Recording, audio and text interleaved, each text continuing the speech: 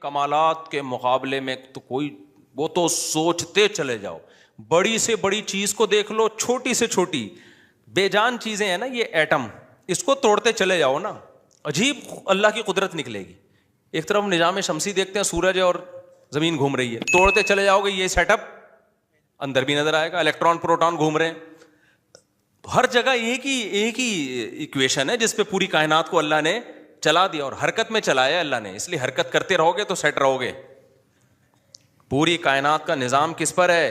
حرکت ہے. اس لیے مشہور ہے حرکت میں برکت ہے. جو بھاگتا دوڑتا چلتا پھرتا اچھلتا کودتا رہے گا نا، سیٹ رہے گا. جو بیٹھ گیا وہ مر گیا.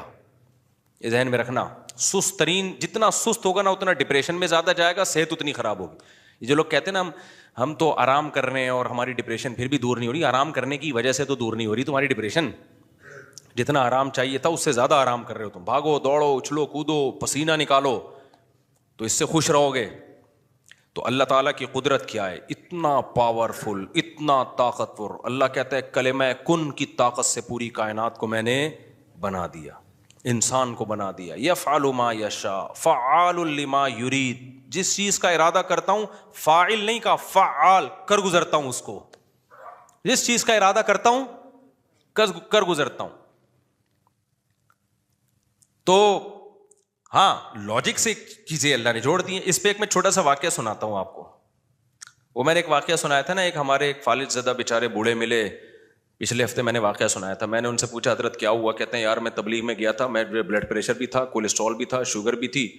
تو کسی اناڑی میرے جیسا کوئی ہوگا بیچارہ، اس نے کہا کہ بریانی اور قورمے کھا رہے تھے، تو اس نے کہا کھاؤ کھاؤ اللہ کا راستہ ہے کچھ نہیں ہوگا. تو کہہ رہے میں نے کھایا کچھ ہو گیا مجھے فالج ہو گیا مجھے. تو بہت برا بلا کہہ رہے تھے تبلیغ والوں کو. میں نے کہا بھی تبلیغ والے تو کم کھانا کم باتیں کرنے کو کہتے ہیں. تو وہ جس نے کیا غلط کیا. تو وہ اسی پر ایک اور واقعہ جو ایک ڈاکٹر صاحب نے سنایا.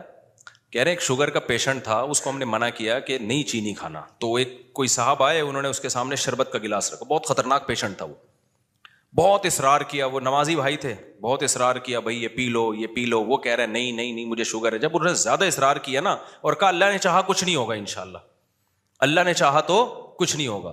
دیکھو صحابہ کرام کا اللہ پہ توکل تھا، انہوں نے دریا میں گھوڑے دوڑا دیے. انہوں نے، یہ بہت اہم واقعہ ہے، اس کو بڑا سبق ملے گا اس سے انشاءاللہ آپ کو، خاص طور پہ دینداروں کے لیے سمجھنے کی چیز ہے. واقعہ ہے نا، ایک علامہ اقبال کا شعر بھی ہے اس پہ کہ دشت و دشت دریا بھی نہ چھوڑے ہم نے، کہ ہم نے تو صرف صحراؤں میں نہیں، ہم نے تو دریاؤں میں بھی کرامت کے طور پر نا گھوڑے دریا میں چلا دیے تھے صحابہ نے. تو ان صاحب نے کہا، داڑھی بھی تھی نمازی بھی، انہوں نے کہا دیکھو صحابہ نے اللہ پہ توکل تھا، دریا میں گھوڑے چلا دیے انہوں نے. تو سامنے شکر ہے کوئی عقل مند بیٹھا ہوا تھا جس کو وہ کھلا رہے تھے نا پورا چینی کا شربت. اس نے کہا دیکھو اگر وہاں پل ہوتا نا پھر اللہ دریا میں گھوڑے نہیں وہ ڈوبنا تھا انہوں نے، وہاں تو پل نہیں تھا اور مجبوری تھی جانا. صحیح ہے نا، پل ہوتا پھر صحابہ دریا میں چلاتے، پھر سوال ہی پیدا نہیں ہوتا کہ دریا میں گھوڑے چلتے. اللہ کہتا ہے پل ہے تو جاؤ نا. یا پل بنانے کا ٹائم ہوتا تو بھی نہیں. یہ جو قسطنطنیہ میں سلطان محمد فاتح نے قسطنطنیہ اور یہ جو آج کا استنبول ہے جب یہ فتح کیا تھا تو اس نے کوئی دریا میں تھوڑی گھوڑے چلا دیے تھے. ان کا یہ جو استنبول کا جو قلعہ ہے نا آج جو 4000 سال جس کی پرانی تاریخ ہے، میں نے وہاں جا کے ولاگ بھی بنایا ہے. یہ ترکی کا جو مشہور قلعہ ہے یہ تو عیسائیوں کے ہاتھ میں تھا، بہت مضبوط عیسائیوں کی اسٹیٹ تھی. اور نبی صلی اللہ علیہ وسلم نے خوشخبری سنائی تھی کہ نعم الجیش جیش یغزو القسطنطینیہ، فرمایا سب سے بہترین لشکر، کیا ہی خوب لشکر ہے جو قسطنطینیہ فتح کرے گا. آپ مکہ میں اور ترکی کی فتوحات کی خوشخبریاں دے رہے ہیں. ہمارے نبی کا یہ ویژن دیکھو، ایک پیغمبر جو نہ لکھنا جانتے ہیں نہ پڑھنا جانتے ہیں، لیکن کتنے کانفیڈنٹلی وہ کہہ رہے ہیں کہ کیا خوب لشکر ہوگا جو قسطنطینیہ کو فتح کرے گا. اور خوشخبری دی، جنت کی بشارت دی. اسی وجہ سے مسلمان فاتحین شروع سے لگے ہوئے تھے اس میں، لیکن نہیں ہو پا رہا تھا.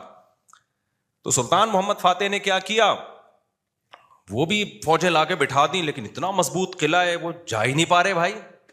تو مشورہ ہوا. اب انہوں نے یہ نہیں کیا کہ جی ایک طرف سے سمندر ہے، وہاں بھی سمندر کٹا ہوا ہے نا، آپ میپ میں دیکھ سکتے ہیں. تو سمندر میں ہم کیا کرتے ہیں، بسم اللہ اللہ پڑھ کے سمندر بھی نکل جاتے ہیں. بڑھ جانا، ڈوب جانا تھا انہوں نے، اور کیا. تو اللہ کہتا ہے پہلے اپنے سارے اسباب اور وسائل تو استعمال کرو، پھر میری مدد آئے گی. تو سلطان محمد فاتح نے مشورہ لیا, بھائی کیا کریں یار, یہ تو ناممکن ہے. پیچھے پورا یورپ تھا نا, وہاں سے بھی تو مدد آ رہی تھی ان کی, تو ناممکن تھا اسباب کی دنیا میں بھی. 600 سال ہو گئے, علاقہ ہی نہیں فتح ہو کے دے رہا, اب تو کچھ کرنا پڑے گا کہ نہیں کرنا پڑے گا, اب تو کچھ کرنا ہے بھائی. تو ماہرین بیٹھے, انہوں نے مشورہ دیا, استخارہ نہیں نکالا, خوب سمجھ لو کہ استخارہ نکال کے دیکھتے ہیں فتح ہوگا تو ٹھیک ہے, نہیں تو واپس چلو.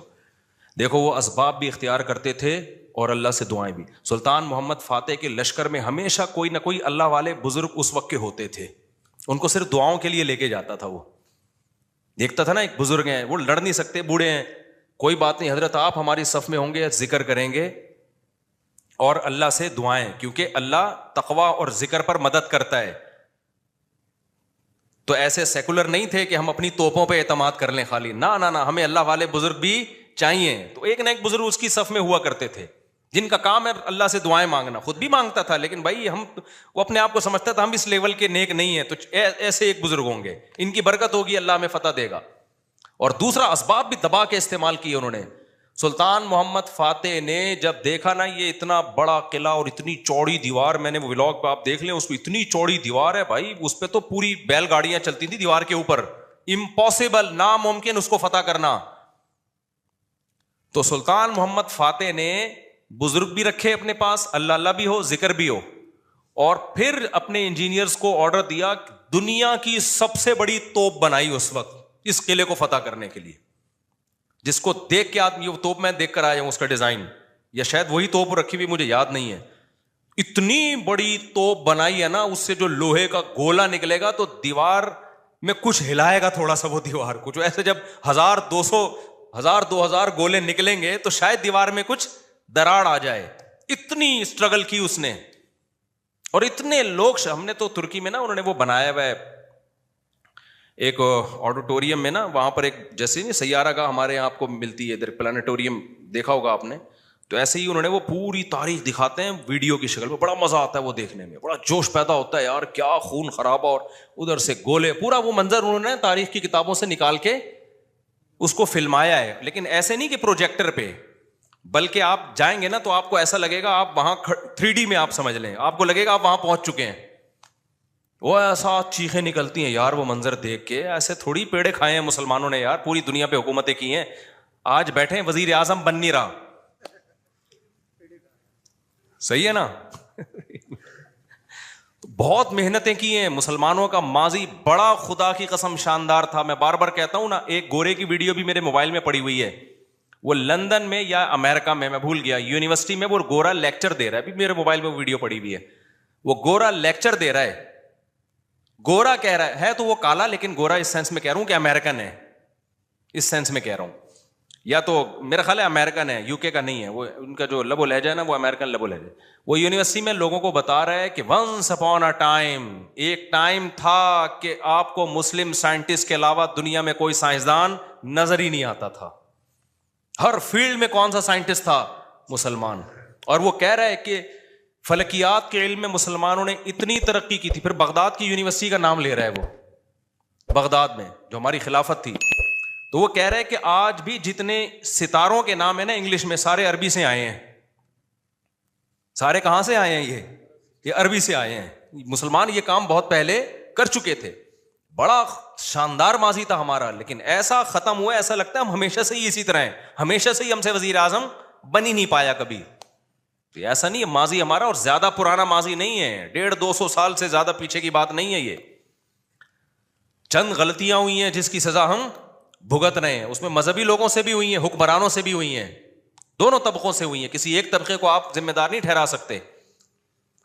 تو اس میں ایک بہت بڑی غلطی یہ ہوئی ہے کہ مذہب کو سائنس سے کیا کر دیا, الگ کر دیا. یہ بہت بڑی مسٹیک ہوئی ہے.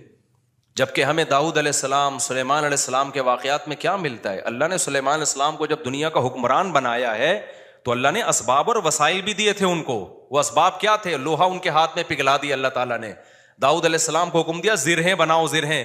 اللہ کہہ دیتا کہ اے داؤد تو زمین پر حکومت کرے گا, لڑائی کرے گا, زرہیں بنانے کی ضرورت نہیں ہے. آیت الکرسی پڑھ کے ہر مجاہد پہ پھونک لگائی, دم کیا, دشمن کی تلوار چلے گی نہیں. یہی چل رہا ہے نا آج کل, داماد انسان کا بچہ نہیں بن رہا, آیت الکرسی پڑھ کے پھونکو اور اس کو جو ہے وہ تعویذ کرا دو تو ٹھیک ہو جائے گا. پوری 10 سال دامادوں کے ٹھیک کرنے میں بیٹیوں کی زندگیاں تباہ کر دی.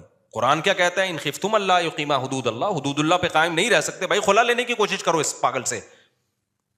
2-3 موقع دے دیے ٹھیک ہونے کے, ہو گیا ٹھیک ہے, نہیں تو اگر برائی اس قابل ہے کہ برداشت کے قابل ہے تو برداشت کرو. بلا وجہ گھر نہیں توڑنا چاہیے, بالکل برداشت کے قابل نہیں ہے, جان چھڑاؤ بھائی اس آدمی سے. نہ میں نہ جانتا ہوں نا ایسے لوگوں کو, 30 سال ہو گئے کہ نہیں جی اللہ کے ہاتھ میں دل ہیں, اللہ جب چاہے گا میرے داماد کا دل چینج کر دے گا. اس امید پہ 30 سال گزار دیے اور بیٹی پاگل ہو گئی. میں نے کہا 30 سال کے بعد آپ آ رہے ہو کہ خلا لینا ہے؟ کہہ رہے ہیں بھائی وہ اللہ کے ہاتھ میں دل ہے. تو میں نے کہا اللہ کے ہاتھ میں ہے, لیکن اللہ نے کہا کہ میں گھماؤں گا. ہم کب کہہ رہے ہیں کہ اللہ کے ہاتھ میں نہیں ہے؟ اگر ہمیں پتا ہوتا کہ اگلے سال اللہ آپ کے داماد کو ٹھیک کر دیتا, میں کہتا چلو 1 سال اور انتظار کر لو.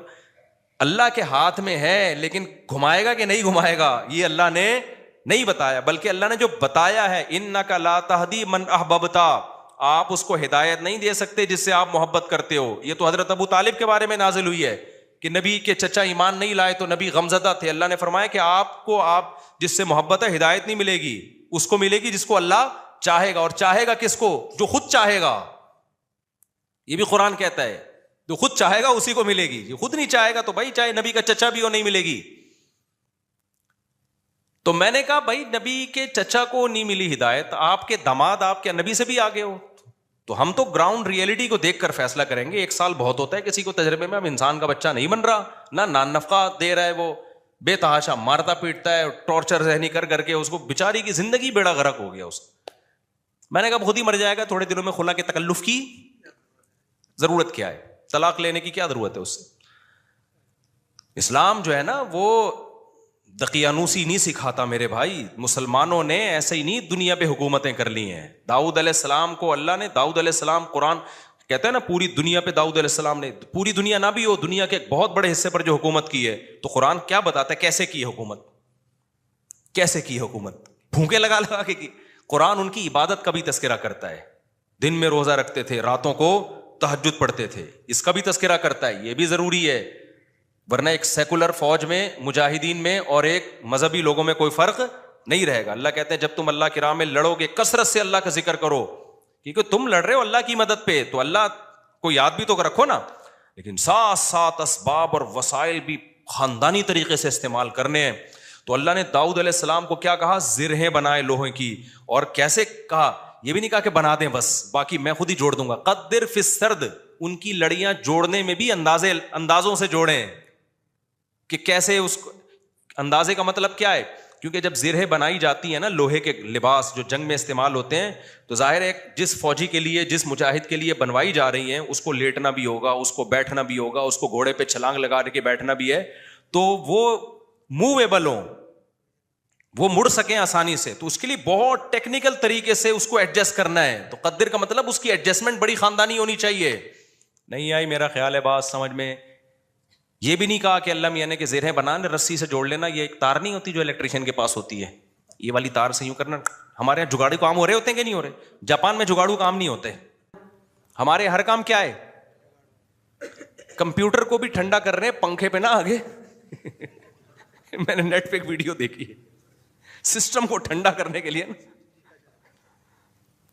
ایک الگ سے پنکھا چلایا ہوا ہے جو کمپیوٹر کو کم اور آپ کو زیادہ ٹھنڈا کر رہا ہے, منہ پہ ہوا آ رہی ہے ڈائریکٹ اس کی. خیر, تو قدر فی السرد, مینجمنٹ اسلام کا ایک حکم ہے. صفوں کو سیدھا کرنے کا حکم ہے یا نہیں ہے؟ اللہ میاں کہتے ہیں نماز پڑھنے آؤ, تھوڑے بہت آگے پیچھے ہو گئے کوئی مسئلہ نہیں ہے یار, قبول کرنے والا کون ہے؟ اللہ ہے, کر لے گا. نہ اتنی بھائی جب کھڑے ہو سیدھے تو پھر سیدھے ہونے چاہیے. ذرا سا بھی پیٹ آگے نکلا ہوا نہ ہو, سینہ آگے نکلا ہوا نہ ہو. نبی صلی اللہ علیہ وسلم اقامت کے بعد کیسے صفوں کو سیدھا کرتے تھے. مینجمنٹ دیندار لوگوں میں ختم, سارے باتیں الٹی ہو رہی ہیں, اللاجیکل باتیں کروا لو. کورونا میں تو دماغ پی گئے تھے لوگ ہمارا.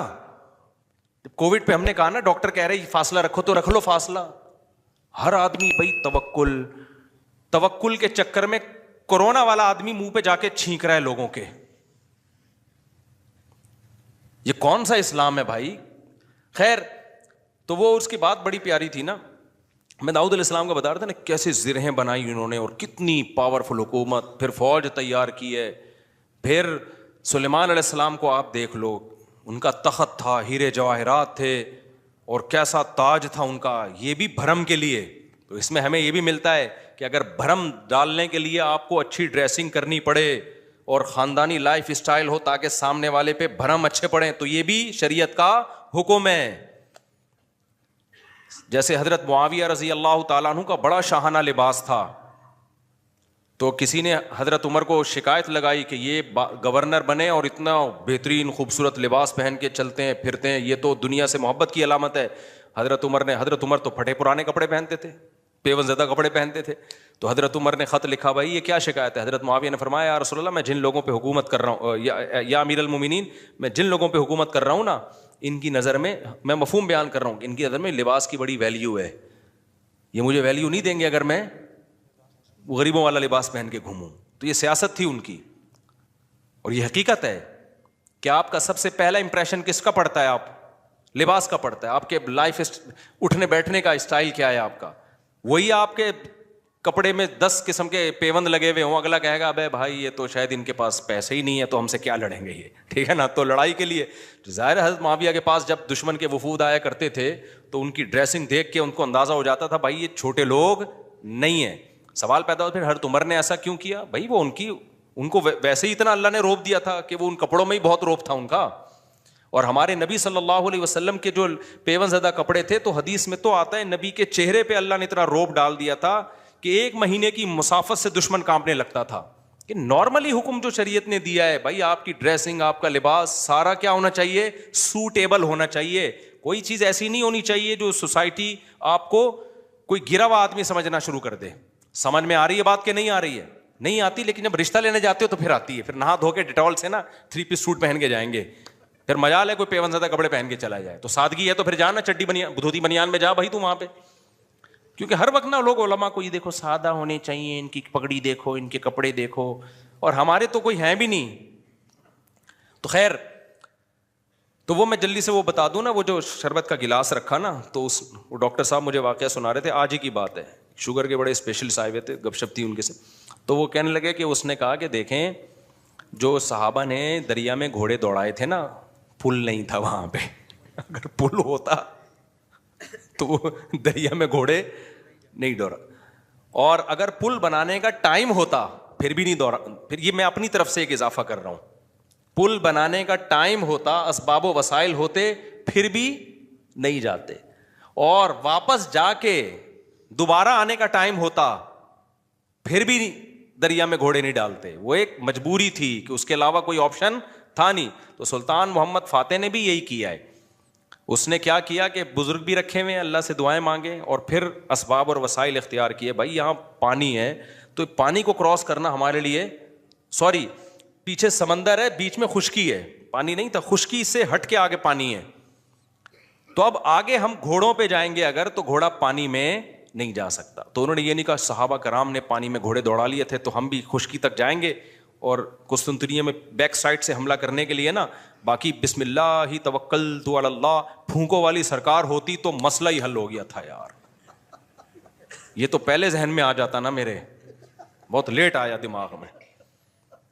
ایک شف سرکار حضرت وہ سلطان محمد فاتح اپنے پاس رکھتا شف, اور پورا قسطنطنیہ ہی بڑھ جاتا پورا. ابھی جو الیکشن میں ہوا ہے نا, آپ کو پتا ہے نا, جو ووٹنگ ہو رہی تھی, فلاں جیت رہا ہے, میم بنائی پاکستانیوں نے, اوپر جا رہا ہے اوپر جا رہا ہے, شف ایک دم وہ نیچے ہوا, بڑی ٹائٹ میم بنائی ہے کہ الیکشن میں یہی ہوا ہے. بندہ کون جیت رہا ہے, ایک دم شف کر کے شف, فوراً نیچے. ایسے ہی رپورٹیں چینج ہو رہی تھی نا الیکشن کی, جو لوگ ٹی وی کے آگے یا خبروں میں بیٹھے ہوئے تھے. تو پاکستان میں ایک سرکار ہے جس کو سچی مچی کی شف سرکار ہے, وہ تو عز منتشا وہ تو ذل منتشا. تو اس لیے جو سیاست دانوں میں جو سمجھدار لوگ ہیں نا, وہ اس جو پاکستان کی جو اصل شف سرکار ہے نا, اس سے بنا کے رکھتے ہیں. ٹھیک ہے کہ ہم بے شک ایک ووٹ بھی نہ ملا, جب انہوں نے کہا شف فوراً ہم کہاں چلے جائیں گے اوپر. تو اچھا خیر, سمجھ گئے نا کون سی سرکار ہے؟ ایک تو یہ سرکار ہے جو, ایک اور سرکار ہے جو اصل شف سرکار ہے, وہ بڑی پاورفل سرکار ہے, وہ اس کا شف اصل شف ہے, اس کو ہم مانتے ہیں کہ یار وہ جب شف کرے نا, وہ یہ تو ڈرامہ کر رہے ہیں نا, ڈرامہ کر رہی. تو سلطان محمد فاتح نے کیا کیا, مشورہ کیا بھائی کیا کریں. مشورہ یہی طے ہوا کہ یار کچھ نہ کچھ تو کرنا پڑے گا. تو ایک ماہر نے مشورہ دیا کہ دیکھو ہم جو ہمارے بحری جہاز ہیں, کشتیاں بہت بڑی بڑی تھیں, جہاز نمائی تھیں وہ, تو ہم ان کو جب تک خشکی پہ چلا کے آگے پانی تک نہیں پہنچائیں گے نا, تو ہم یہ قلعہ کبھی بھی فتح, مزید 600 سال لگ جائیں گے ہمیں, ناممکن ہے. ہمارے پاس اب ایک ہی آپشن ہے, جانیں ضائع ہو رہی ہیں, روز تیر اندازی ہو رہی ہے, لوگ ڈیلی بیسس پہ شہید ہو رہے ہیں, اور پہلے بھی کئی حملے ناکام ہو چکے ہیں, تو اب یہ رسک لینا پڑے گا, آر یا پار. اب یہ بہت مشکل کام تھا. کیوں؟ رات میں لوگ سو رہے ہیں, راتوں رات آپ نے یہ کرنا ہے. اب خشکی پہ کیسے چلائیں بھائی پانی, یعنی اس جہازوں کو؟ تو اس کا طریقہ یہ ہے کہ جتنے جانور ہیں نا, اونٹ, گائے, دمبے, سب ذبح کر دو, اور سب کی چربی کو پگھلا کے زمین پہ ڈال دو. اور یہ صبح صادق سے پہلے پہلے کام کیا ہو جانا چاہیے, ختم. اور اس کے بعد یہ کشتیاں رکھ کے نا, لکڑیاں رکھ کے ان کو دھکے دیں گے, کیونکہ ورنہ کون لے جا سکتا ہے, کیونکہ اگر دھکے دے دے کے تو ناممکن ہے نا خشکی پہ آپ کسی ایک چھوٹی سی لانچ کو دھکا دینے کی کوشش کرو, کوئی بھی نہیں دے سکتا. تو ہوگا یہ, اور دیں گے بھی اتنا ٹائم لگ جائے گا کہ دشمن تو دیکھ لے گا بھائی یہ لوگ تو یہاں سے آئے, تو راتوں رات یہ کام کرنا ہے. کتنا بڑا, یہ گوروں نے ہسٹری میں لکھا ہے کہ ایسا کام کیا ہے جس کا تصور نہیں تھا. اتنی محنت خرچ ہوئی ہے اس کے اوپر. کیا موٹی موٹی توند اور موٹے موٹے پیٹ ہوتے اگر اس وقت مسلمانوں کے, اور صبح و شام بریانی اور قورمے کے ڈھکن کھل رہے ہوتے, اور تیجے کے نام پہ, 40ویں کے نام پہ, شب برات کے نام پہ یہ سب چیزیں کھا رہے ہوتے, تو یہ کر لیتے؟ بولتے کیوں نہیں؟